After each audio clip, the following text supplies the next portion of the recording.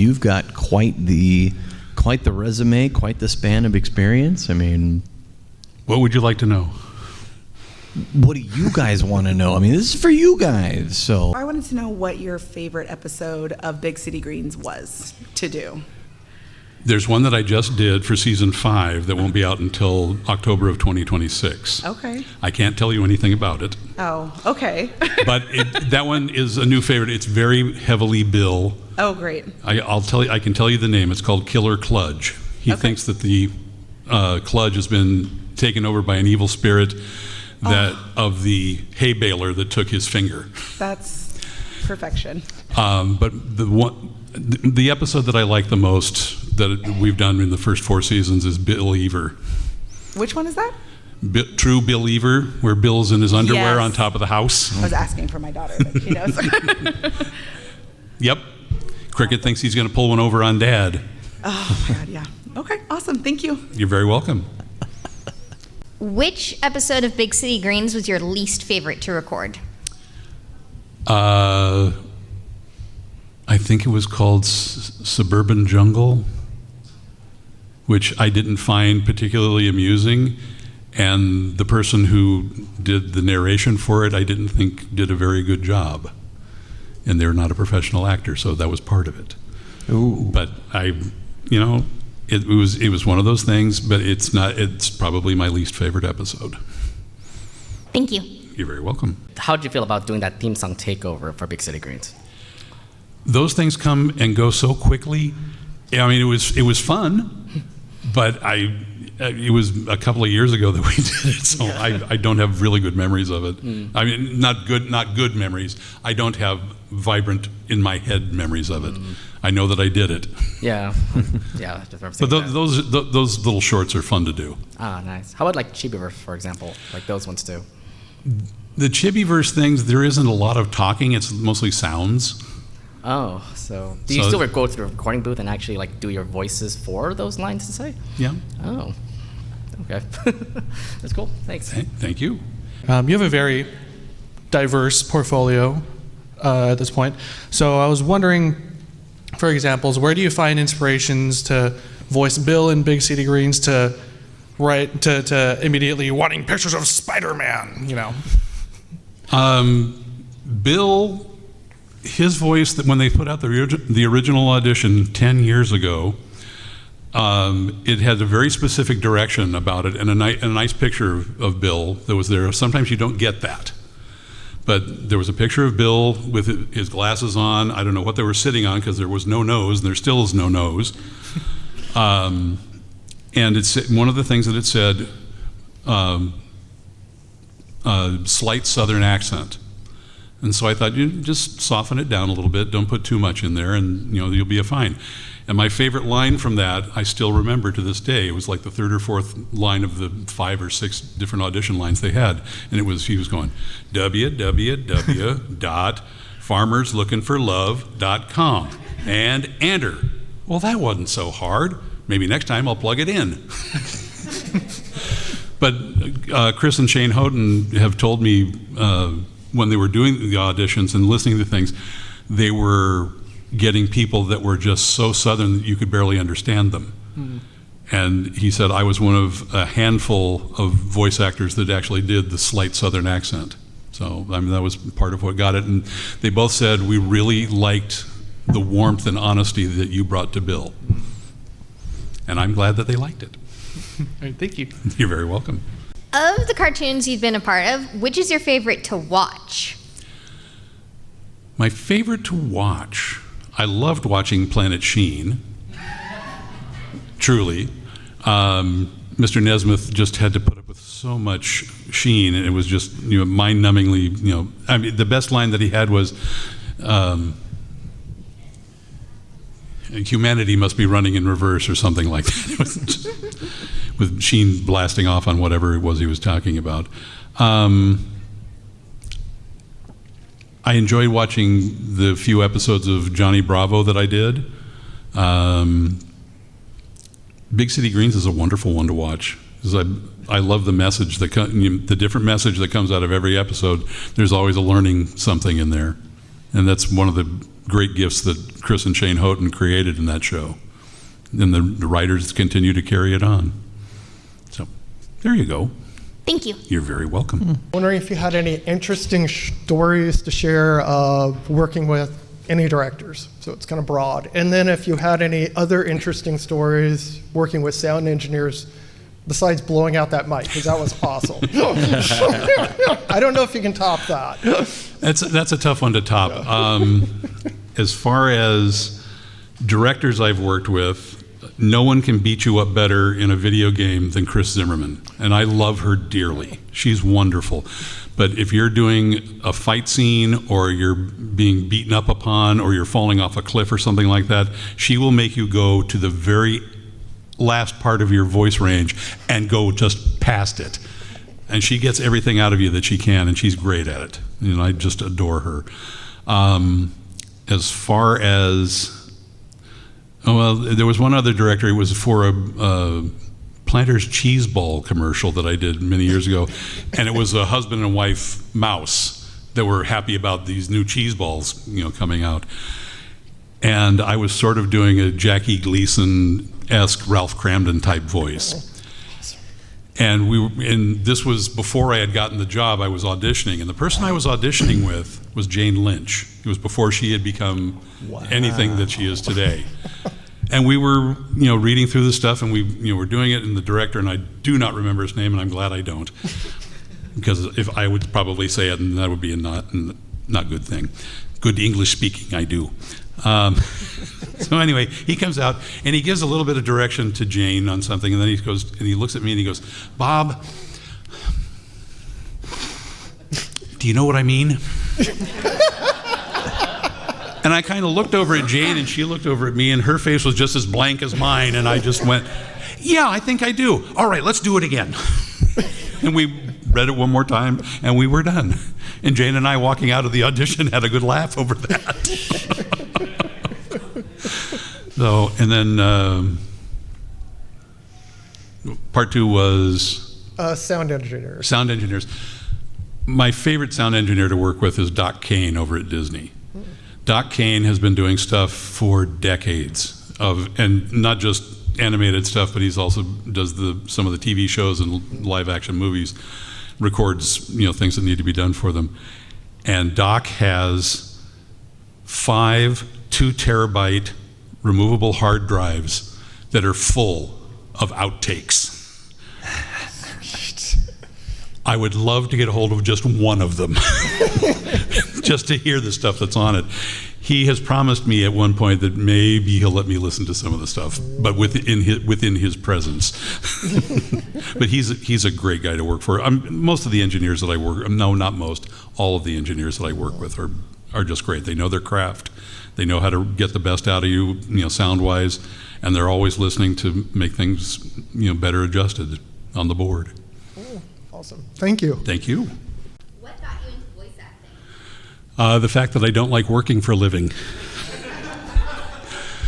I mean, it's an honest answer. No, I enjoyed listening to different cartoons as I was growing up and knowing who Mel Blanc and Paul Frees and Bill Scott and June Foray and Lucille Bliss and those people were. I just enjoyed what they were able to do with their voices, and I was very good at imitating a lot of different people. And I never really thought of it as a career until later in life.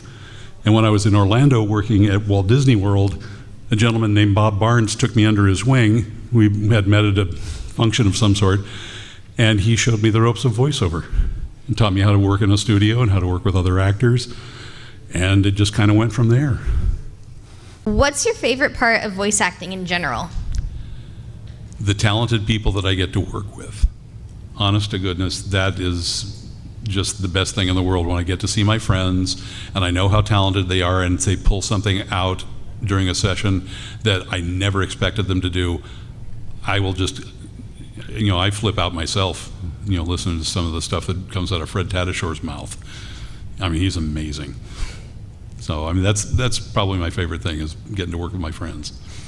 Thank you. You're welcome. What would be one of your favorite lines to record? Wow. Good, deep question.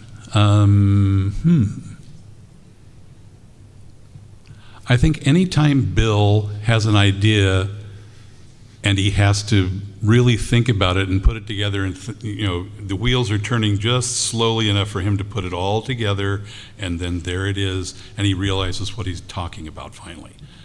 Those are so much fun to put together. I mean, he's a very sincere dad and loves his kids. He still loves his ex-wife. He loves his mom, and he's an easygoing guy. But there are times when Cricket will pull the wool over his eyes somehow, and he just has to slowly think it through to get to, oh, there it is. Those are fun to do. Thank you so much. You're very welcome. Thanks for the question. What's your favorite voice acting role? My favorite one, I love doing Bill Green on Big City Greens. My favorite one, though, I think, is the one that got me started in Los Angeles, and that was doing the voice of Sneezy for Snow White on Ice. And I get to do it not as often as I would like to, but I love doing Sneezy, and I love the other guys that I get to work with when I do those. And probably the most recent thing that I've done as Sneezy was the Seven Dwarfs Mine Train ride in Florida, the Magic Kingdom. Thank you. You're very welcome. Thank you for the question.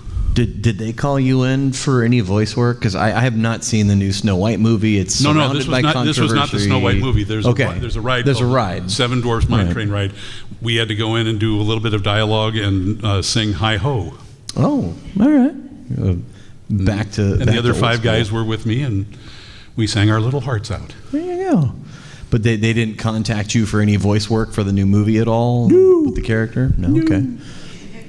I'm not associated with that particular project. Yeah, it's undergoing a little bit of controversy at the moment. Just a shade. Just a little bit. We have heard your favorite voice acting role. What about your least favorite? My least favorite. It's hard to maintain your composure when you're playing an orc in the Lord of the Rings video games. And I went in to do an orc commander one time, but I also had to do Gimli and Treebeard on that same session. And the voice director said, the orc commander has most of the lines, so we'll start with him, and then we'll do Gimli, he has the next, and Treebeard at the end, because he just has a few lines. And I said, okay, after I finish the orc commander, when am I coming back? Oh, no, Bob, you're going to do it all today. If I do it that way, I won't be coming back for a week. And because you're speaking in a very guttural gravel voice with a Cockney English accent. It's not the funnest thing to do ever. And if you're sustaining that for over an hour, it's really hard to keep going. So I just said, just reverse it. Let me do Treebeard first, get it out of the way. It's a nice, light, easy, airy voice. Then I can do Gimli and put a little more effort into that because it's just John. And then at the end, I'll give you everything I have for the York Commander, and I'll be done, and I have a weekend to recuperate from. So it's not. Least favorite is a harsh way of saying I would prefer not to do that voice. Thank you. You're very welcome. I think it's funny that you're because you voice double for John.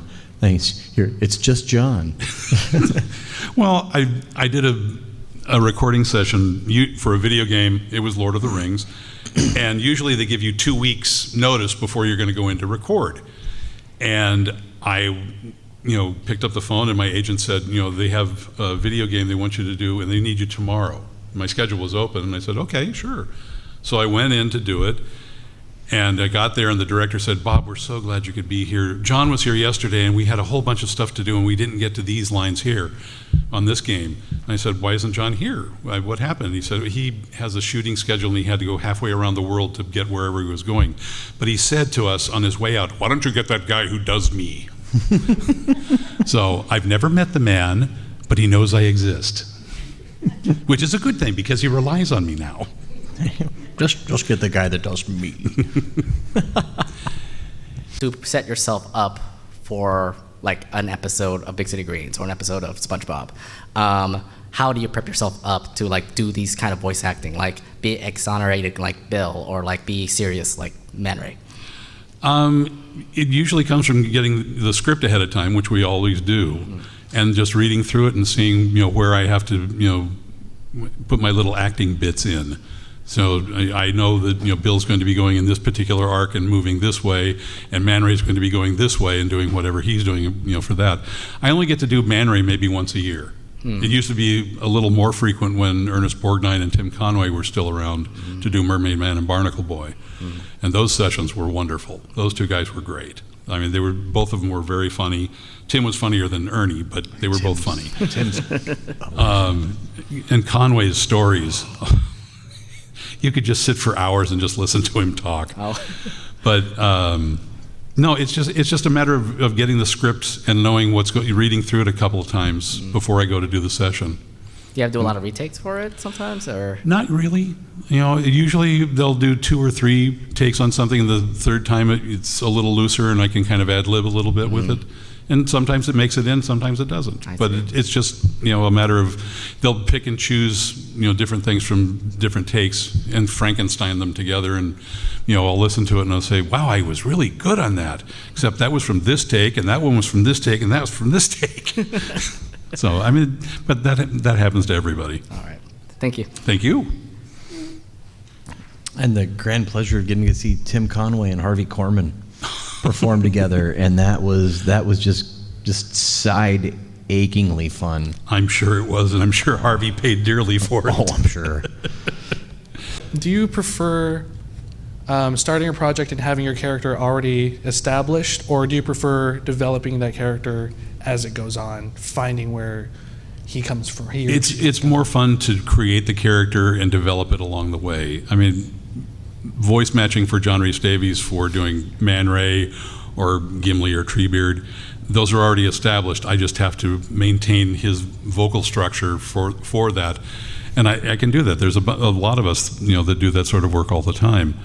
But when you create a character yourself from whole cloth and just bring it to life, there's so much fun in that, and then being able to shape it and massage in all the good things that you like about that character over a period of time. I love doing Bill.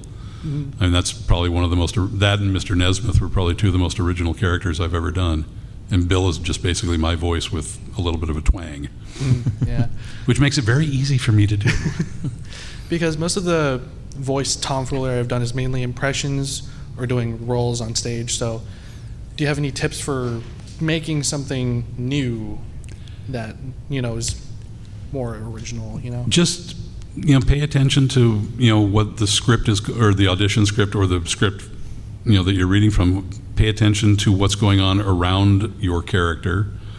I find inspiration in old movies, old character actors. There's a lot of them that have some really interesting voices.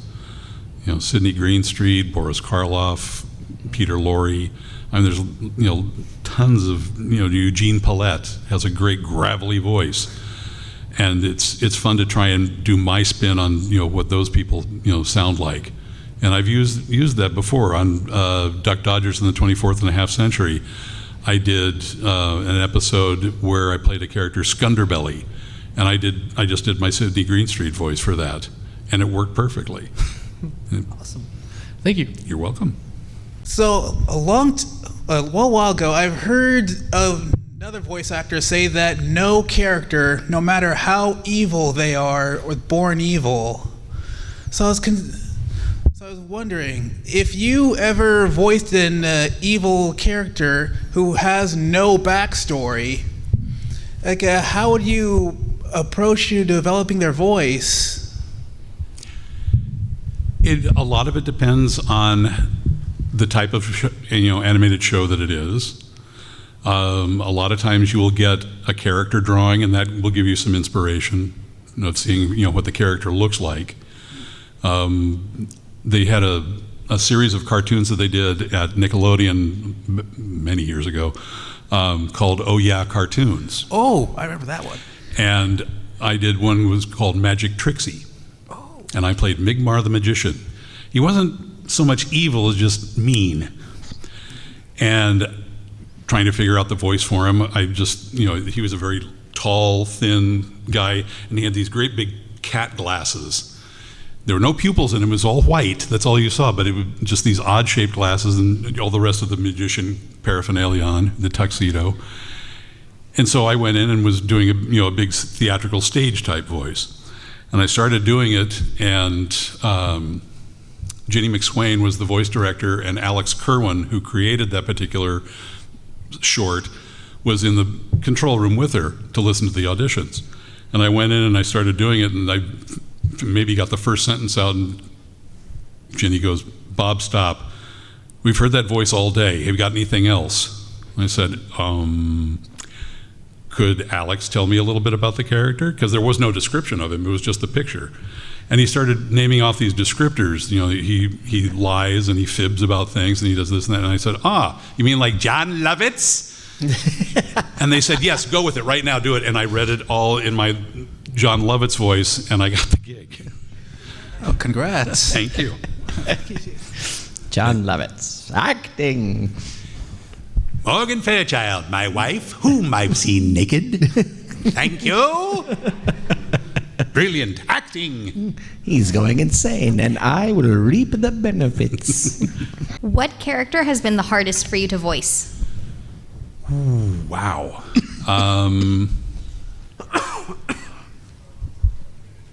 The one that is the most taxing that I have done recently was J. Jonah Jameson for Marvel Spider-Man. And I think it was the third or fourth episode, no, it was the third, where J. Jonah was there, and all of his lines were typed in capital letters, so you knew he was yelling. And this is, Ricky, our engineer, knew what I was going to sound like, so he knew to turn the volume down on my mic.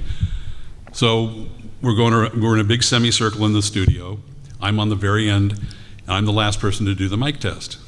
And Ricky says, "Okay, Bob, go ahead." And I start barking out whatever the line was, that I had for J. Jonah to do his test.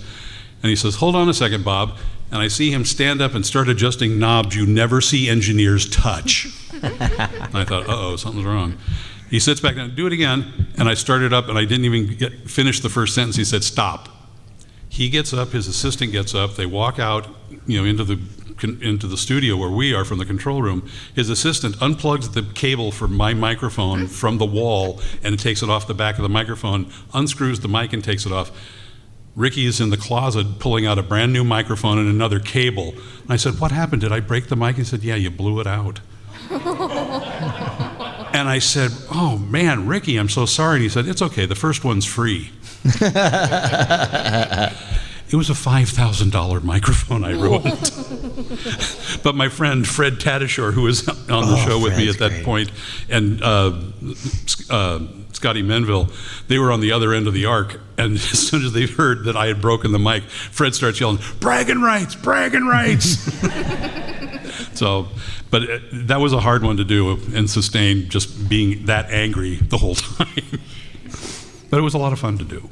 I mean, Fred is the Hulk. I mean, he gets angry all the time. Fred can also become the Incredible Sulk. No, Tatasciore is amazing. Scotty's amazing. I get to work with some amazing people. It's a lot of fun. Thank you. You're very welcome.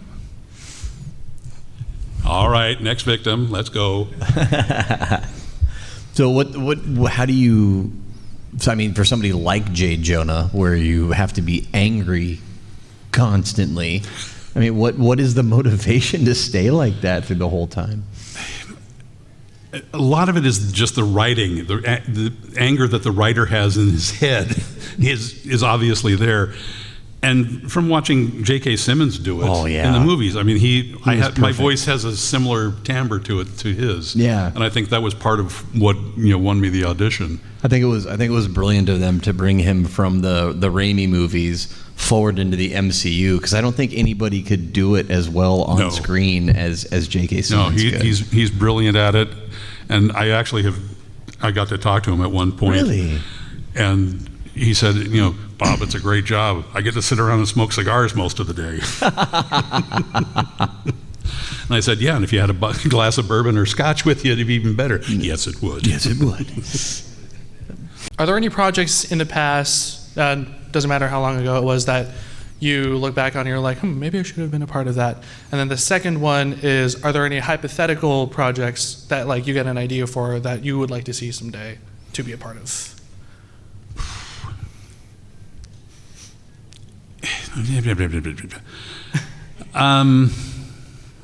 What was the first part again? One more time.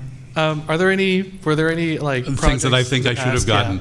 Yeah, there's no actor on the planet that doesn't look back on whether it's an on-camera role or a voice role and think, I should have done that, or I thought I was doing a better job with what I did. It's interesting what they've done, but what I would have done, it's the built-in protection of your ego, keeping you sane, sort of. As far as future projects, I'm not that creative. I can come up with some ideas, this and that, but as far as trying to write a script, I don't have that talent. And so I leave it to the people that are professional writers, and we've got a bunch of them on our show, and they do a great job. And I'm beholden to them. All right, thank you. You're very welcome, thank you. As a performer, how do you decide where to put your foot down? Because sometimes, a director will tell you to pour soup in your lap and you have no choice but to do it. So sometimes you gotta be like, absolutely not. So what's that like? There's very little that I won't do.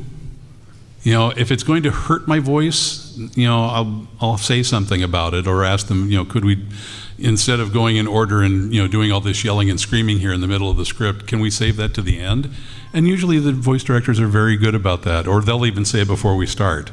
Most of them are very aware of the limitations of what we can and cannot do. I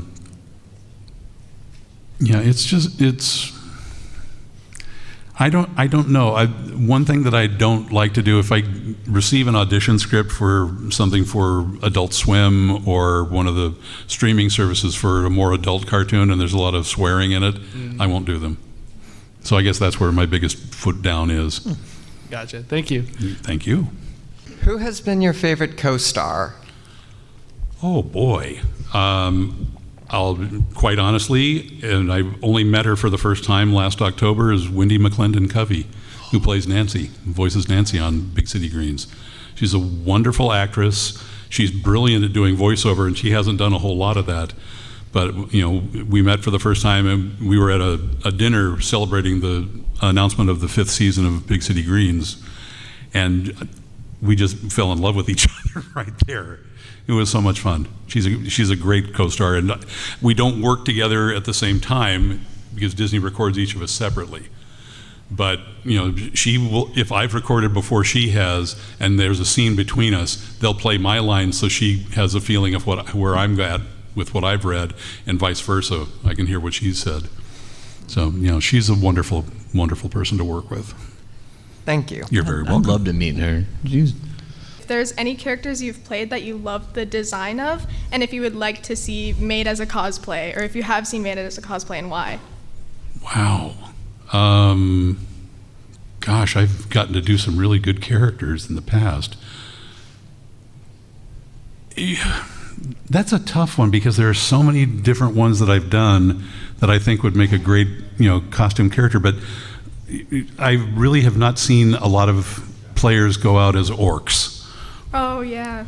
So, and orcs don't wear a lot of clothes to begin with. So, I'm sure they're out there. I'm sure somebody would want to do it, but you'd have to be a gigantic, super buff guy to do it, or a buff lady. I'm no judgment. Golly, that is a great question. I'm going to have to think on that one. All right. I've seen some fantastic Man Ray cosplayers. You should check them out. I would love to see that. I would actually love to see a Man Ray Funko. That'd be great. And I would like to see a Big City Greens cosplay. We would like that too, and we've been trying, and for some reason, it's not happening yet. Oh my gosh. What if I'll be the first? I want it to be now. Thank you. Thank you. What was your favorite part recording for the movie Spacecation? Favorite part of that movie was doing the songs. I don't consider myself a great singer or even a halfway good singer, but I work at it really hard. But the songs that we did get to sing, especially the duet between Cricket and Bill, really loved that. Yeah. That was a lot of fun. Okay. Thank you, Bill. You're very welcome. Thank you for the question. What has been your biggest voice acting challenge For Big City Greens specifically. The amount of singing I've had to do as Bill. I'm a trained musician. You put a tuba in my lap and let me play, I'm pretty darn good at it. But singing is not my strong suit, and I have to really work at it. So it gives me some heart palpitations. Thank you. Thank you. All right, folks, I'm laying my soul bare here. Come on. Well, we are actually pretty much at time. Okay. So, thank you all for coming. It's been wonderful being here. Thank you so much, everybody. Give a big round of applause to Mr. Bob Joles. And you'll be headed back to your table for a little bit. For a little bit before my trip to the airport to go back home to Los Angeles. Los Angeles. So.